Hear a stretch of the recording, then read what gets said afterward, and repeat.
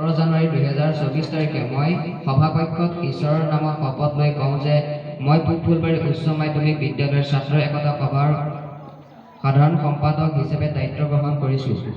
সেই দায়িত্ব মই সততা আৰু নিষ্ঠাৰে পালন কৰি ছাত্ৰ একতা সভাৰ নিয়মাৱলীৰ প্ৰতি মই মোৰ অনুগত্য স্বীকাৰ কৰিছোঁ।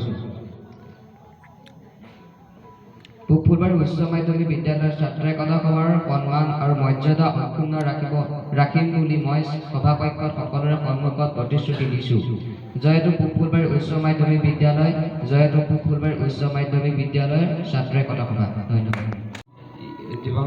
ফুলবাৰী উচ্চ মাধ্যমিক বিদ্যালয়ৰ ছাত্ৰ একতা সভাৰ কাৰ্যকৰী সমিতিৰ খেল সম্পাদক হিচাপে 28 ডিচেম্বৰ 2023 তাৰিখৰ নিৰ্বাচনত নিৰ্বাচিত হৈছোঁ। ইয়াৰ দ্বাৰা আজি 17 জানুৱাৰী 2024 তাৰিখে মই সভাকক্ষত ঈশ্বৰৰ নামত শপত লৈ কওঁ যে মই ফুলবাৰী উচ্চ মাধ্যমিক বিদ্যালয়ৰ ছাত্ৰ একতা সভাৰ খেল সম্পাদক হিচাপে দায়িত্ব গ্ৰহণ কৰিছোঁ। সেই দায়িত্ব মই সততা আৰু নিষ্ঠাৰে পালন কৰি ছাত্ৰ একতা সভাৰ নিয়মাৱলীৰ প্ৰতি মই মোৰ অনুগত্যা স্বীকাৰ কৰিছোঁ। ফুলবাৰী উচ্চ মাধ্যমিক বিদ্যালয়ৰ ছাত্ৰ একতা সভাৰ সন্মান আৰু মৰ্যাদা অক্ষুণ্ণ ৰাখিব বুলি মই সভাকক্ষত সকলোৰে সন্মুখত প্ৰতিশ্ৰুতি দিছোঁ। জয়তু ফুলবাৰী উচ্চ মাধ্যমিক বিদ্যালয়, জয়তু ফুলবাৰী উচ্চ মাধ্যমিক বিদ্যালয়ৰ ছাত্ৰ একতা সভা। নমস্কাৰ। ফুলবাৰী উচ্চ মাধ্যমিক বিদ্যালয়ৰ ছাত্ৰ একতা সভাৰ কাৰ্যকৰী সমিতিৰ সহকাৰী সাধাৰণ সম্পাদিকা বিভাগৰ সম্পাদিকা হিচাপে 28 ডিচেম্বৰ 2023 তাৰিখৰ নিৰ্বাচনত নিৰ্বাচিত হৈছোঁ।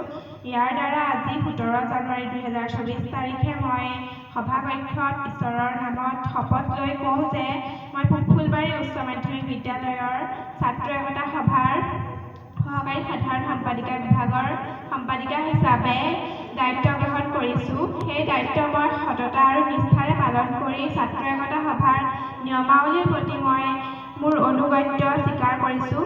ফুলবাৰী উচ্চ মাধ্যমিক বিদ্যালয়ৰ ছাত্ৰ একতা সভাৰ সন্মান আৰু মৰ্যাদা অক্ষুণ্ণ ৰাখিম বুলি মই সভাকক্ষত সকলোৰে সন্মুখত প্ৰতিশ্ৰুতি দিছোঁ।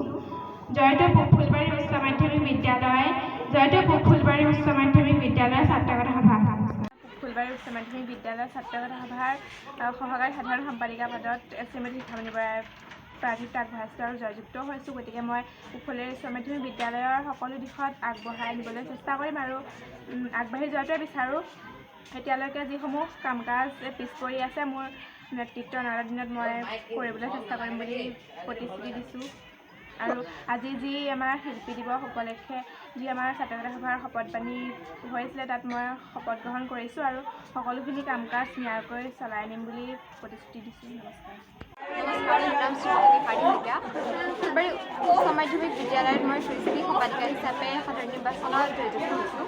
বিদ্যালয়খনৰ কৃষ্টি বিভাগটোৰ সকলোবিলাক দিশতে আমাৰ বিদ্যালয়ৰ সকলোবিলাক ছাত্ৰ ছাত্ৰীকে সামাজিক বিভিন্ন উৎসৱ অনুষ্ঠানৰ যিখিনি কৃষ্টি বিষয় থাকিব, তাত সকলোকে আগবঢ়াই নিয়াত মই সকলোকে অনুপ্ৰেৰণা যোগাম বুলি প্ৰতিশ্ৰুতি দিছোঁ। লগতে আমাৰ বিদ্যালয়ৰ কৃষ্টি বিভাগত যিখিনি অসুবিধা আছে বা বাদ্যযন্ত্ৰকে ধৰি সকলোবিলাক মই মোৰ কাৰ্যকালত সেইসমূহ সমাধান কৰিম বুলি ভাবিছোঁ। ধন্যবাদ। মই বিদ্যালয়খনৰ সকলো দিশতে আগুৱাই নিবলৈ চেষ্টা কৰিম।